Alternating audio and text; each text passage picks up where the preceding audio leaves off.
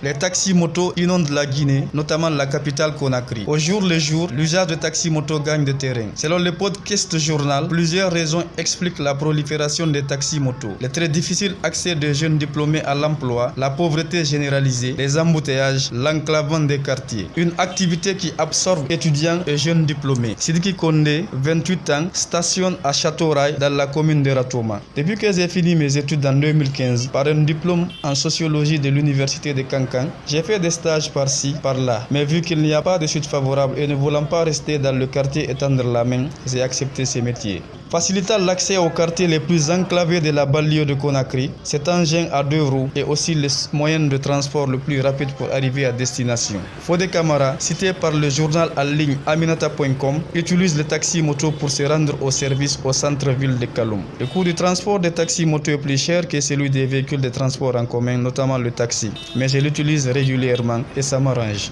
Une activité à haut risque. Les conducteurs de taxi-moto ainsi que les passagers sont souvent victimes d'accidents et d'attaques physiques, voire d'assassinats. Selon le commissaire Boubacar Kassé, porte-parole de la police guinéenne, cité par BBC Afrique, ces véhicules sont impliqués dans 34% des accidents de la circulation à Conakry à cause de l'incivisme de ses conducteurs. Malgré les dispositions prises par la Direction nationale de la police routière, il convient de préciser que beaucoup reste encore à faire.